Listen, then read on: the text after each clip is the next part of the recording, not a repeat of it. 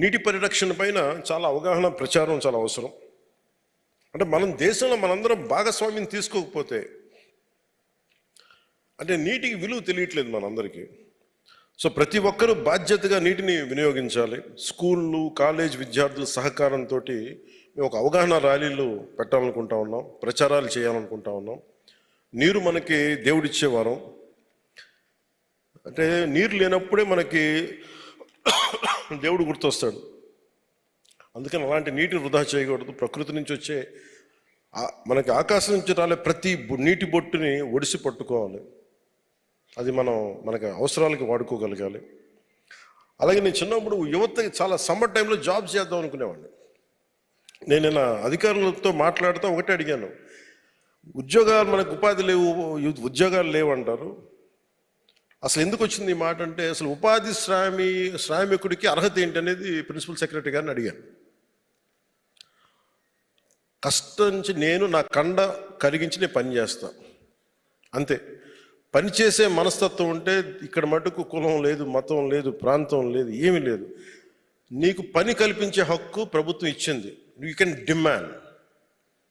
అలాంటిది నేను ఒకటే అనిపించింది, యువతను కూడా దీంట్లోకి తీసుకురావాలి.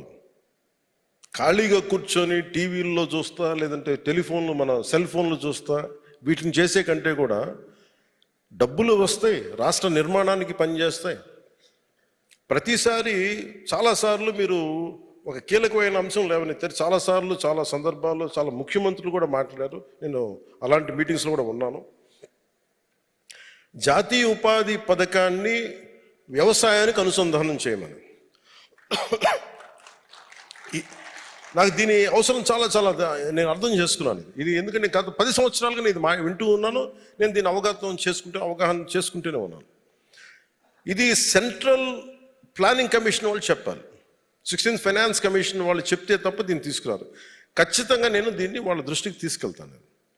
అది ఉన్న సమస్య ఏముందంటే, అది ఈ లోపల మనం ఏం చెయ్యాలి అంటే, ఇప్పుడు నేను ఒక ఇంటర్మీడియట్ చదువుకునే విద్యార్థిని ఏంటి అంటే, నేను ఉద్యోగం అంటే నేనేమనుకుంటే శ్రమ చేయను. నిజంగా యువతకి నేను చిన్నప్పుడు ఎంత నలిగిపోయానంటే, 15-16 వయసులో సమ్మర్ టైంలో ఏదైనా ఉద్యోగం చేస్తే బాగుండు. ఉద్యోగం అంటే నేను ఏం కోరుకునేలా, కష్టపడి పనిచేసేది, అన్ని అవకాశాలు ఉండేవిగా. ఫైనల్గా ఒక నెల రోజులు ఎక్కడ చిన్న ప్రెస్లో పనిచేసాం.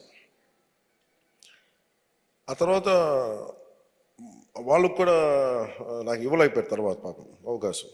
అందుకని నాకు నిజంగా పని చేద్దాం అనుకున్న విద్యార్థులకు కానీ, యువతకు కానీ, ఈ సమ్మర్ ఇంటర్న్షిప్ ఏదైనా ఇవ్వండి మీరు, దయచేసి కొంత నిధులు కేటాయించండి దీనికి అని ఉన్నతాధికారులందరికీ చెప్పాను.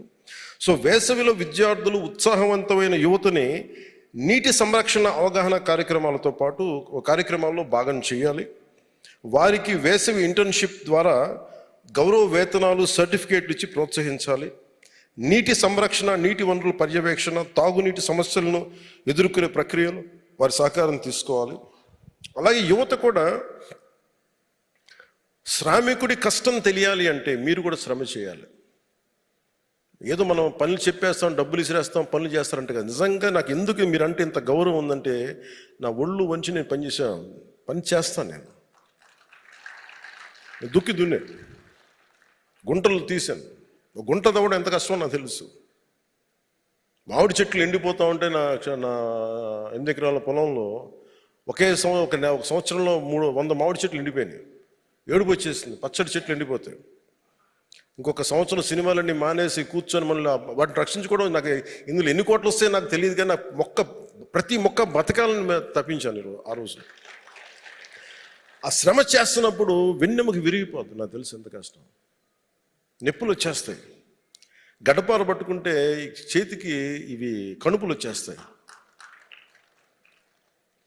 కడుపు ఆర్చుకుపోద్ది. ఎంత కష్టం. ఒక పారేసి ఒక చిన్న తట్టెడు లాగాలి అంటే ఎంత కష్టమో నాకు తెలుసు. అందుకని మీ కష్టాన్ని గుర్తించాలి, మీకు గౌరవం ఇవ్వాలంటే దేశంలోనే, రాష్ట్రంలోనే ఉన్న ప్రతి యువకులు శారీరక శ్రమ అనేది కొంత చేయాలి. అందుకని ఎప్పుడైతే వాళ్ళకి ఇంటర్న్షిప్, ఈ వేసవి కార్యక్రమంలో విద్యార్థులు అనుసరణ చేయగలిగితే చాలా వాళ్ళకి కష్టం అర్థం అవుద్ది, వాళ్ళకు కూడా మంచి జరుగుద్ది. డిప్రెషన్స్ లేకుండా డిప్రెషన్స్ అవ్వకుండా. ఒకసారి మా ఇంట్లో పిల్లలు చెప్తా ఉంటాను, డిప్రెషన్లో ఉన్నారంటే ముందు అన్నం మానేయండి అని చెప్తాను. ముందు అన్నం మానేసి బయటికి వెళ్ళి బాగా పని చేయండి అని చెప్తాను. వీళ్ళు తోట పని చేయండి, బాగా ఆకలి, అప్పుడు డిప్రెషన్లో ఏమి ఉండవు. అంటే నిజంగా యువత బాగుండాలంటే అంటే మన జీవితాల్లో డిప్రెషన్ ఎక్కడ ఉంటుంది? ఒక శ్రమ చేసేవాడి దగ్గర డిప్రెషన్కి అంత ఆస్కారమే లేదు. పొద్దున్న లేదప్పటి నుంచి నేను నింపుకోవాలనుకునేవాడికి డిప్రెషనే ఉండదు. ఎప్పుడు కడుపు నింపుకుంటాం, ఎప్పుడు పడుకుందాం అనిపిస్తుంది తప్ప డిప్రెషన్కి అవకాశాలు ఉండవు శ్రామికుడికి. అందుకని డిప్రెషన్కి మేజర్ మందు పనిచేయడం. సో అందుకని నేను దీనికి సంబంధించి యువతకి ఈ అవకాశాలు ఇవ్వాలి. అలాగే వ్యవసాయానికి అనుసంధానం చెయ్యాలి అంటే నాకు అనిపిస్తే ఇన్ని లక్షల మంది యువతున్నారు, పని చేయడానికి శ్రమించడానికి కూలీ లేరు, శ్రమించడానికి శ్రమ పట్టడానికి శ్రామికుడికి రావడానికి ఇష్టం లేదు. నాకేమనిపించిందంటే ఈ ఒక్క విషయంలో నాకు చెగివెరానంటే ఎందుకు ఇష్టపడతానంటే, బీయింగ్ ఎ మినిస్టర్, టెక్స్టైల్ ఏదో మినిస్ట్రీ చేస్తూ కూడా సండేలో సాటర్డేలో వెళ్ళి నిజంగా పని చేసేవాడు అతను ఆ ఫ్యాక్టరీస్లో. ఒకసారి నాకు ఏమనిపిస్తుందంటే నిజంగా కూలీలు దొరకట్లేదు మనకి క్షమించాలి, శ్రామికులు దొరకట్లేదు మనకి వ్యవసాయానికి అనుసంధానం చేయమంటే, ఒకసారి నిజంగా అలాంటి సమయం వచ్చినప్పుడు కొంత ట్రైనింగ్ ఇచ్చి యువతకి నిజంగా చేయాలంటే వాళ్ళకి చిన్నపాటి అవసరాలకి డబ్బులు తీరుతాయి, తల్లిదండ్రులు ఇబ్బంది పెట్టక్కర్లా.